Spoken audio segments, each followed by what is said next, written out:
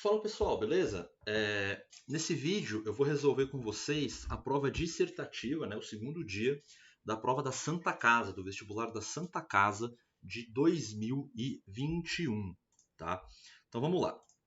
Foram 4 questões, tá, dissertativas, duas de mecânica, uma de ótica, uma que envolvia ali eletrodinâmica e calorimetria. Tá? Então vamos começar por essa primeira questão aqui. Eu já vou pedir, gente, estou começando com o canal agora, então se vocês puderem aí dar uma força, curtindo o vídeo, comentando, compartilhando, se inscrevendo no canal, eu ia agradecer bastante. Tá? Então vamos lá. Na questão 13, a primeira questão de física aí, né, dessa prova, ele fala o seguinte: partindo do repouso, um automóvel com uma massa de 1.000 kg atinge uma velocidade de 108 km por hora. Aqui eu já vou adiantar para vocês que é muito legal converter isso aqui para metros por segundo, tá? Sem ler o resto do problema, já vamos converter esses 108 km por hora para metros por segundo. É o tradicional dividir por 3,6. Então ele chega nessa velocidade de 108 km por hora ou 30 metros por segundo após 6 segundos. E aí ele pergunta no item A, qual é a aceleração média do automóvel nesse percurso? Ora, se ele está querendo a aceleração média, é só a gente usar que a aceleração média é a variação da velocidade dividido pelo tempo. A variação da velocidade, ele partiu do repouso, chegou numa velocidade de 30 metros por segundo, 30 metros por segundo. Dividido pelo tempo, 6 segundos, a gente vai encontrar aqui uma aceleração média de 5 metros por segundo ao quadrado. Então, o item A era super tranquilo, era só encontrar a aceleração média aqui. Legal? No item B ele fala o seguinte: durante um deslocamento, esse automóvel se aproximou de uma curva que formava um ângulo de 90 graus, com uma velocidade de 20 metros por segundo. E após executar a curva, a sua velocidade passou a ser 15 metros por segundo. Ele quer saber, calcule a intensidade do impulso em newton-segundo que o automóvel recebeu durante a execução da curva. Aí, gente, esse item B é um item que cobra da gente o teorema do impulso, né? Ele quer saber qual é o impulso, né, que o automóvel sofreu aí, né, nesse movimento. Como que a gente calcula a intensidade do impulso? A gente tem que lembrar que o impulso ele é simplesmente a variação da quantidade de movimento. Esse aqui é o chamado teorema do impulso. Acontece que a gente não pode esquecer que a quantidade de movimento é um vetor e o impulso também é um vetor. Então eu preciso escrever essa relação de forma vetorial. E isso aqui, gente, vai ser muito importante para o problema. Por quê? O que muita gente fala, se você esquecer, o que muita gente pensaria na hora de resolver esse problema? Se você esquece que a quantidade de movimento e o impulso são grandezas vetoriais, olha o que você faria. Você faria a quantidade de movimento inicial é 1.000 kg, que é a massa, vezes a velocidade, né, que é 20. E a final é 15, que é a velocidade, vezes a massa, que é 1.000. E aí, quando você fizer a diferença, vai ficar basicamente a massa em evidência, né? Fica 1.000 vezes 5, que é a diferença aqui. E aí você colocaria aí 5.000, como ele quer a intensidade, ele quer o módulo, né? Você colocaria 5.000 newton-segundo. Isso está errado, gente. Tá? Isso está errado porque eu não posso só pegar os módulos aqui e fazer essa conta. Eu tenho que considerar que eles estão em direções diferentes aqui. Então eu preciso fazer uma análise uma análise vetorial do problema. Tá? E eu vou escrever o seguinte: como a gente sabe que a quantidade de movimento é a massa vezes a velocidade, e como no problema não é uma colisão, né, um problema em que eu tenho o mesmo corpo na situação inicial e final, eu vou poder colocar essa massa em evidência aqui. Ó. E aí eu posso escrever essa relação dessa forma aqui. Beleza? E aí o que a gente vai fazer, basicamente, é calcular a variação de velocidade. Para fazer isso, eu vou fazer aqui, vou colocar os vetores. Então a gente tem o vetor velocidade inicial, deixa eu desenhar aqui ele um pouquinho melhor. O vetor velocidade inicial é um vetor aqui vertical para cima. Vou chamar esse cara aqui de VI. Tudo bem? E o vetor velocidade final é esse cara aqui, ó. Beleza? E a gente está interessado em calcular a variação de velocidade. Tudo bem? Como que a gente calcula essa variação de velocidade, gente? É assim. Eu sei que você tá louco para fazer um negócio assim, olha. E falar que essa aqui é a variação de velocidade. Vocês não podem fazer isso, tá? Esse vetor que eu desenhei em azul aqui seria a soma desses dois vetores. Seria VI mais VF. E o problema, obviamente, não quer isso. Ele quer a diferença. Eu quero calcular a diferença, né? O que eu preciso calcular aqui é o delta VF, delta V, que vai ser a velocidade final menos a velocidade inicial. Então, como que eu faço isso? Eu posso pensar na soma do vetor VF com o vetor menos VI. Bom, o vetor VF, eu vou desenhar ele de novo aqui, ó, é esse vetor aqui. O vetor menos VI, esse aqui é o vetor VF. O vetor menos VI é esse vetorzinho aqui, ó. Esse aqui é o vetor menos VI. E aí, se eu somar o vetor VF com o vetor menos VI, eu vou estar calculando, no fundo, VF menos VI. Então, o ΔV é a soma desse vetor VF com esse vetor menos VI aqui. Então, o ΔV é esse cara aqui. Opa, deixa eu tentar desenhar isso o mais reto possível. É esse cara aqui. Esse aqui é o ΔV. Beleza? Eu sei, gente, que não faz diferença nenhuma, né? Do ponto de vista de módulo, eu falar que o ΔV é esse cara ou esse cara. Mas na resolução, vocês poderiam, como é uma questão dissertativa, o examinador poderia tirar pontos, né, do candidato caso ele falasse que o ΔV é esse cara aqui. Tá? ΔV é esse cara aqui, beleza? Porque a gente está fazendo uma subtração de vetores, não uma soma. E a gente pode olhar para a subtração de vetores como uma soma do VF com o vetor menos VI. Lembra que o vetor menos VI aponta na mesma direção do vetor VI, mas no sentido contrário. Beleza? Bom, e aí como que a gente calcula o ΔV? Pitágoras, né? O módulo de ΔV vai ser simplesmente dado pela raiz de 20 ao quadrado mais 15 ao quadrado. Reparem que esse triângulo aqui é o triângulo que é semelhante ao triângulo 3, 4, 5, né? Então isso aqui vai dar 25 metros por segundo. E aí, como eu estou interessado em calcular o módulo do impulso vai ser a massa de 1.000 kg vezes ΔV, vezes o módulo de ΔV, que é 25. E aí a gente vai encontrar 25.000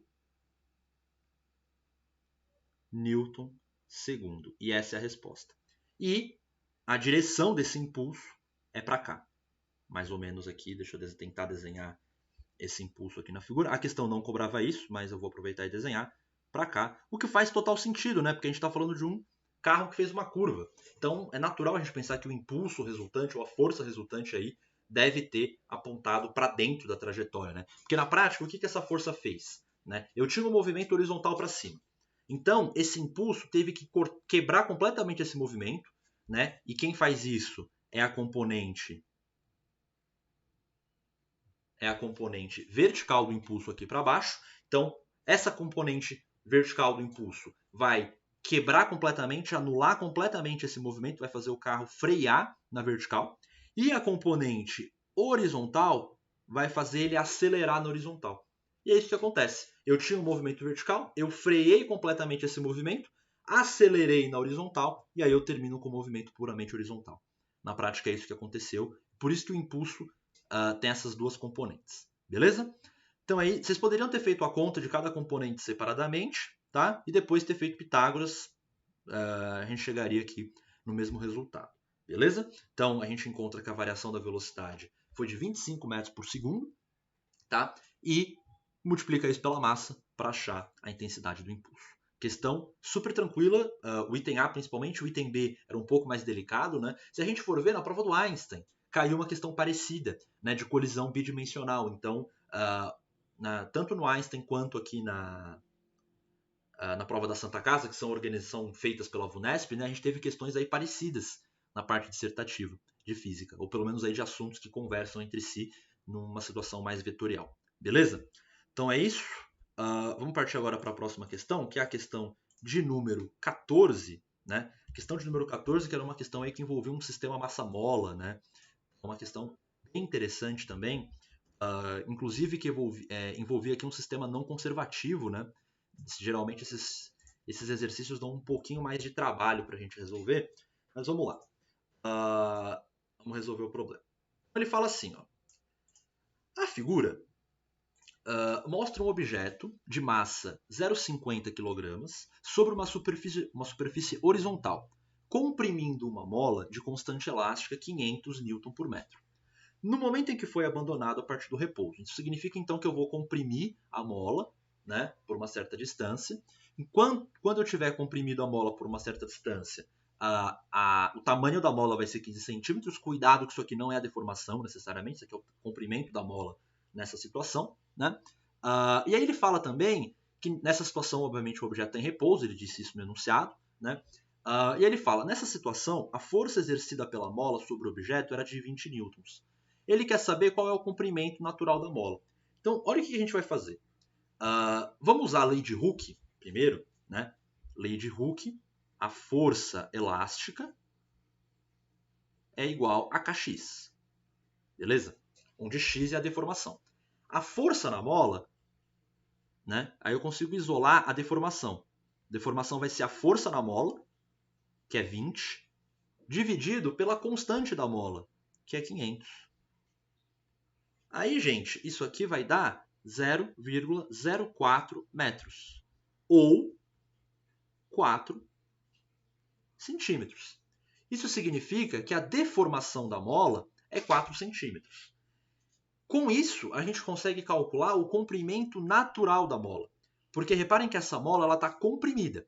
Então, se a mola comprimida em 4 centímetros tem um comprimento de 15 centímetros, o comprimento natural dela, que eu vou chamar de L0, vai ser o comprimento dela na situação mais a deformação.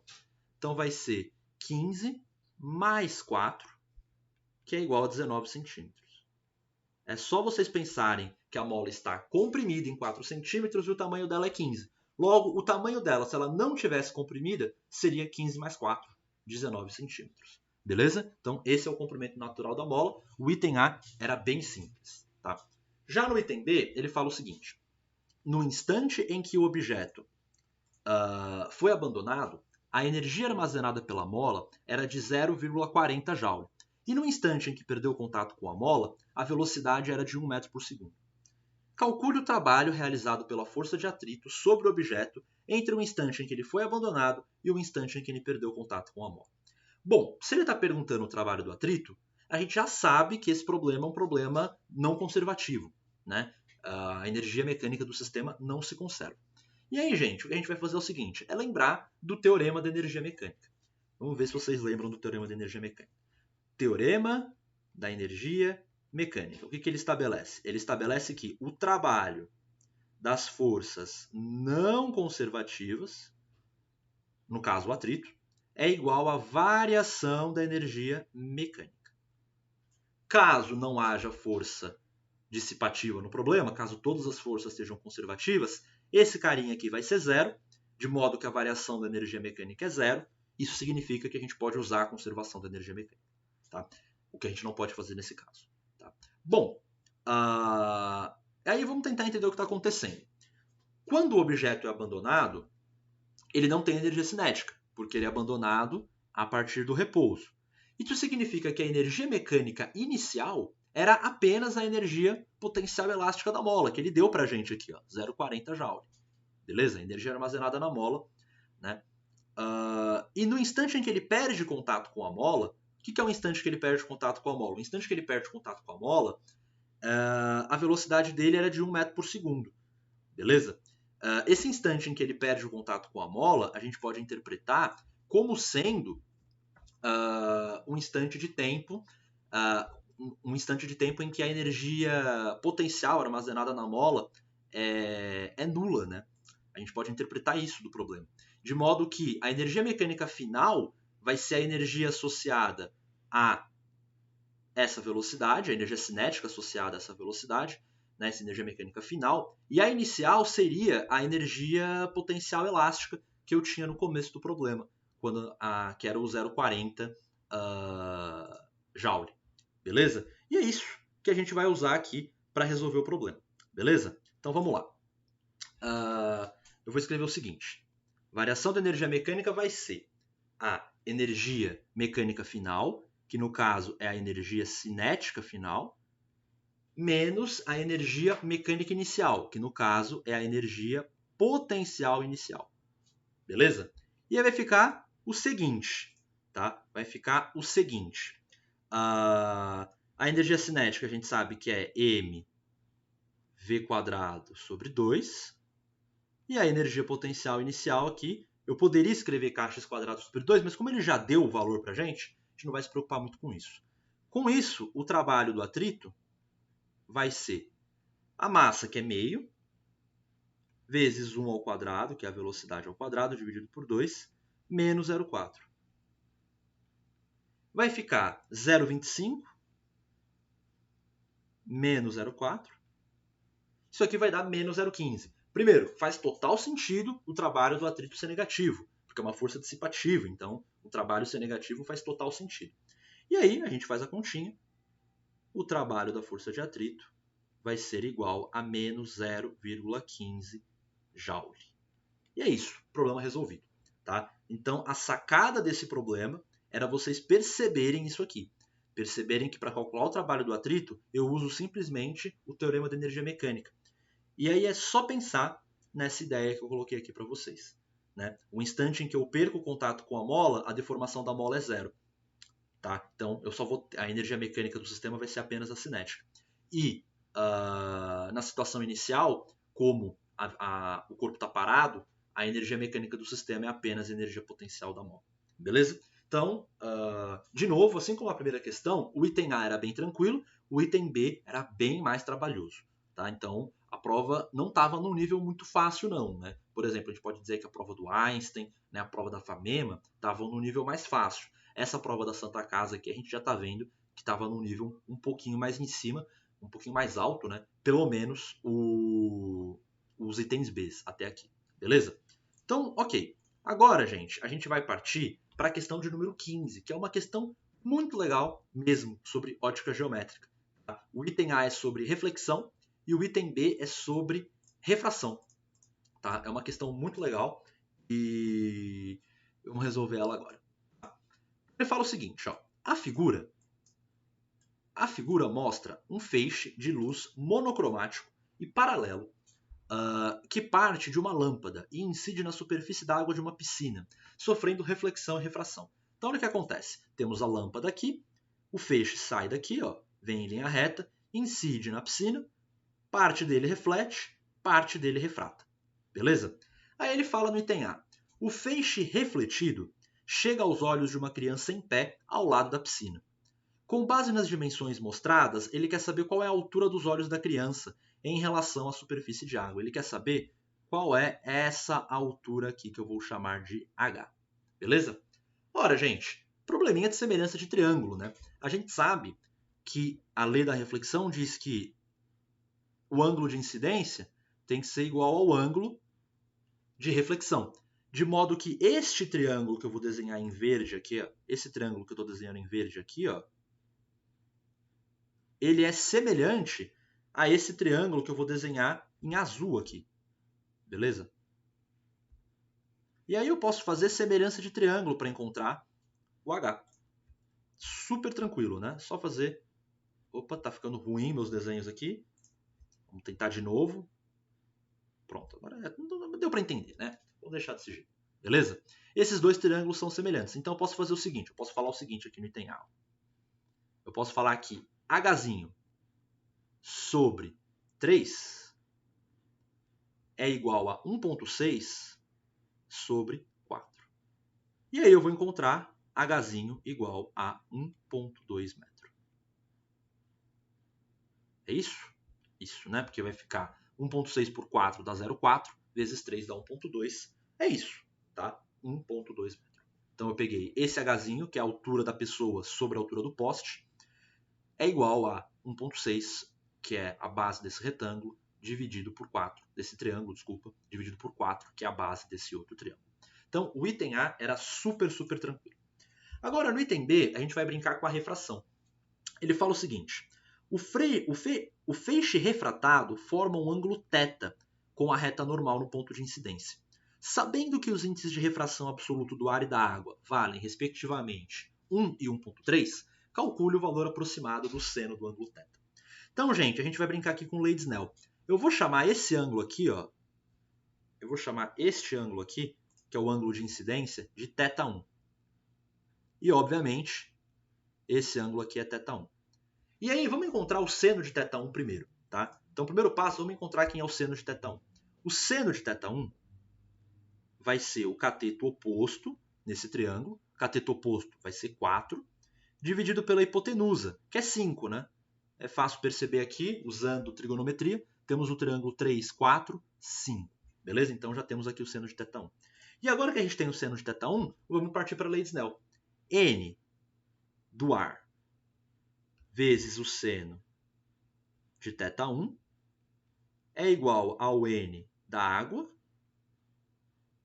vezes o seno de θ, que é o que eu quero encontrar. E aí a gente substitui. 1 vezes 4 quintos é igual a 1,3 vezes seno de θ. E aí, a gente passa o 1,3 dividindo e fica seno de θ igual a 4 dividido por 5 vezes 1,3. Bom, confesso que eu gostaria que a questão tivesse sido um pouquinho mais amiga nossa e colocado 4/3 para o índice de refração da água, né? Porque ia ficar 4/3 aqui, ia cortar o 4 com 4, ia ficar seno de θ igual a 3/5, né? Ia ficar uma coisa mais bonitinha pra gente. Mas a questão não foi boazinha com a gente, então a gente vai ter que fazer essa conta feia aqui. Tá? Fazendo essa continha feia, a gente vai encontrar, fazendo aqui na calculadora, 0,61. Beleza? Fazendo essa continha, a gente encontra aqui aproximadamente 0,61. Tá? E essa é a resposta do problema.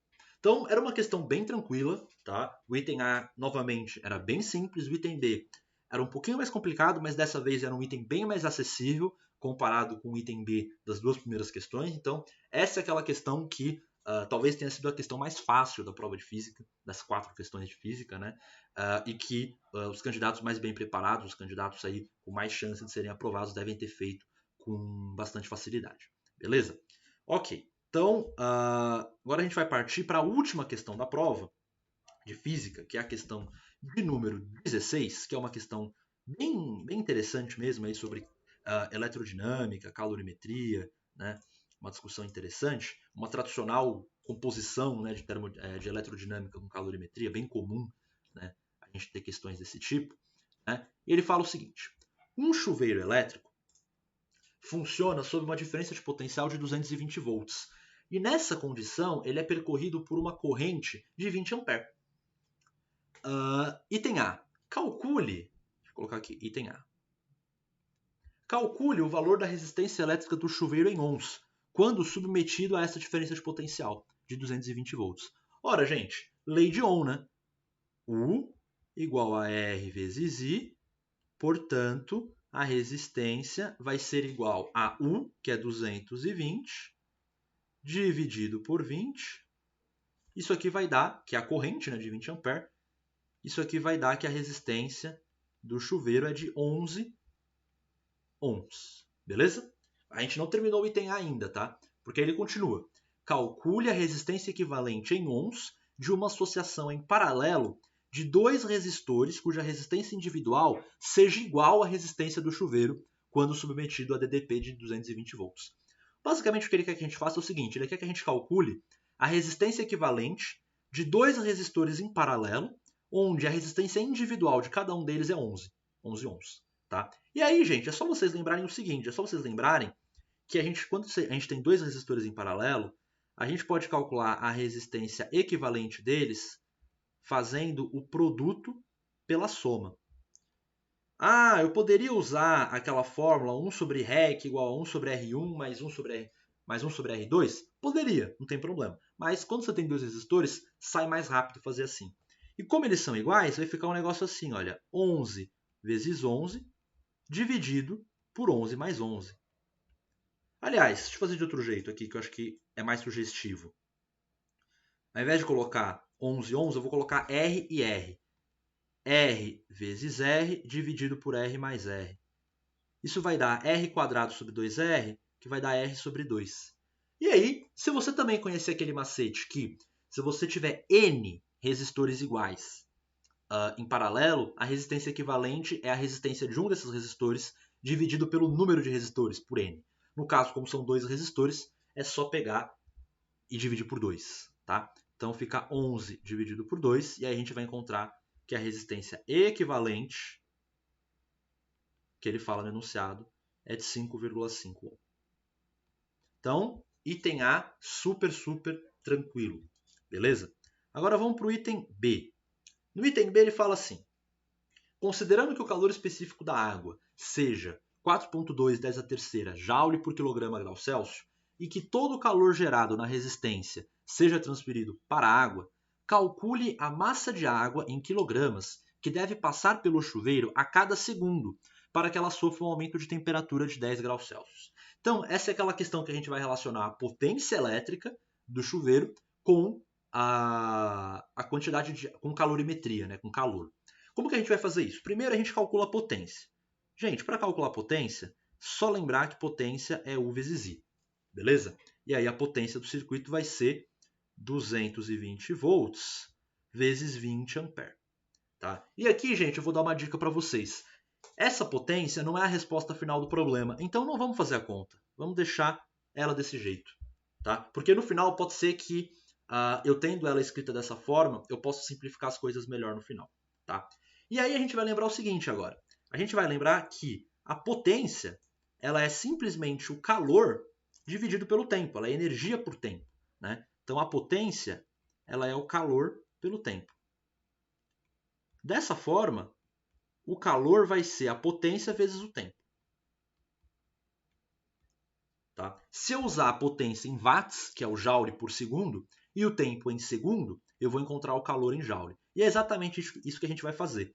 Como eu estou interessado no que acontece a cada segundo, eu vou usar como ΔT 1 segundo. E aí, fazendo isso, eu vou encontrar que o calor é a potência, 220 vezes 20, vezes 1, que é o tempo. Ou 220 vezes 20 mesmo, joule. Beleza? E aí agora, para terminar o problema, a gente vai para a calorimetria. Eu já sei o calor, eu quero saber a quantidade de água. Para isso, a gente chama o que macete. Beleza? O calor é igual a massa vezes o calor específico vezes variação de temperatura. Tá?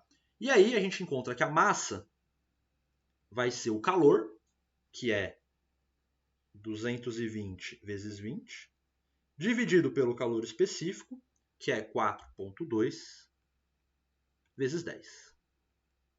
Beleza? A gente encontra essa relação aqui. Tá?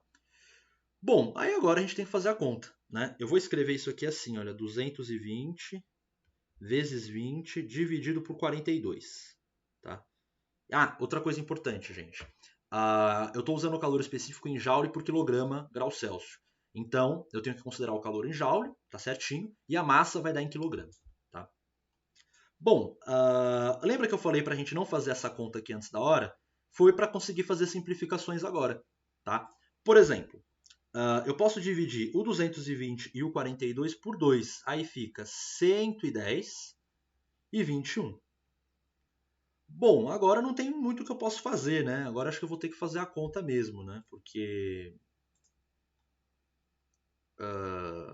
a gente encontrou esse resultado aí, né? Vamos ter que fazer a conta mesmo, não tem jeito, tá? Bom, então vamos lá. Vamos fazer essa conta. Quanto que vai dar isso, né? Vamos pensar um pouquinho aqui. E outra coisa, acabei de perceber um erro meu, viu, gente? Eu tô esquecendo desse 10⁻³, tá? Ó, estava esquecendo deste 10⁻³ aqui, tá? Então, aqui eu tenho que pôr 4,2 10⁻³, tá? Então, 4,2 10⁻³, né? E esse 10 aqui é a temperatura. E aí, aqui, ó, eu teria um 10 a terceira extra que eu estaria carregando aqui, beleza? Eu tenho um 10 a terceira extra aqui, tá? Deixa eu desenhar melhor ele aqui. Bom, aí a gente vai fazer algumas aproximações. Ora, gente, a gente pode fazer essa conta, tá? Eu vou fazer uma gambiarra meio louca aqui. Eu vou cortar o 20 com o 21, tá? Só por uma questão de simplificação. E aí vai ficar 110 dividido por 110 dividido por 1000, que vai dar aproximadamente aí 0,11, tudo bem? Então a gente vai encontrar aqui uma massa de aproximadamente 0,11 kg. Tá? Isso aqui é uma aproximação, tá? Que eu fiz, tá? É fácil perceber que isso aqui não vai dar um número exato, né?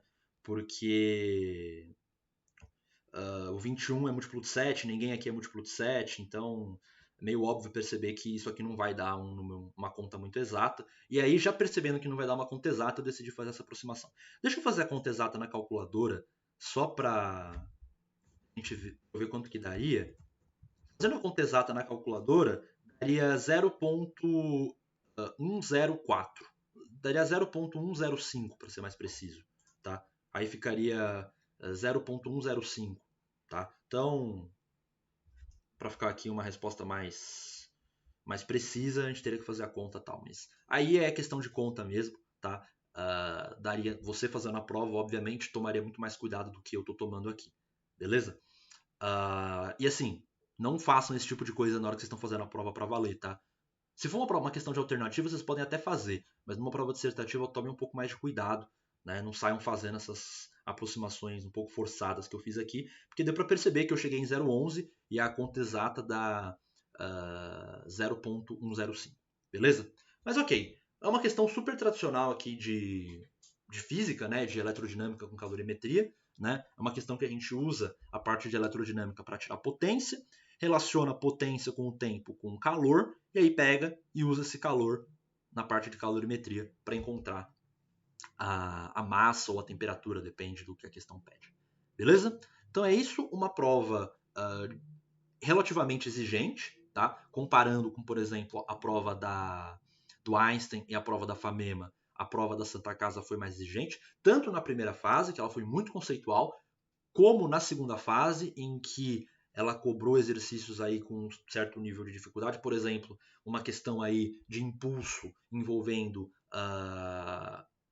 um cálculo vetorial, né, uma questão aí de sistema não conservativo, né, trabalho do atrito, e aqui uma questão que dava um trabalhinho, né, a gente tinha que fazer várias coisas para resolver. Então, não estava uma prova super tranquila, não estava uma prova de nível fácil, eu diria que a gente estava aqui numa prova de nível médio, tá?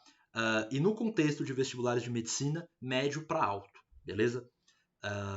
Então, não estava uma prova muito tranquila mesmo. Espero que vocês tenham tido um bom resultado, tá? E é isso. Não se esqueçam aí de curtir o vídeo, compartilhar, se inscrever no canal para eu continuar produzindo esse tipo de conteúdo, beleza? É isso. Valeu!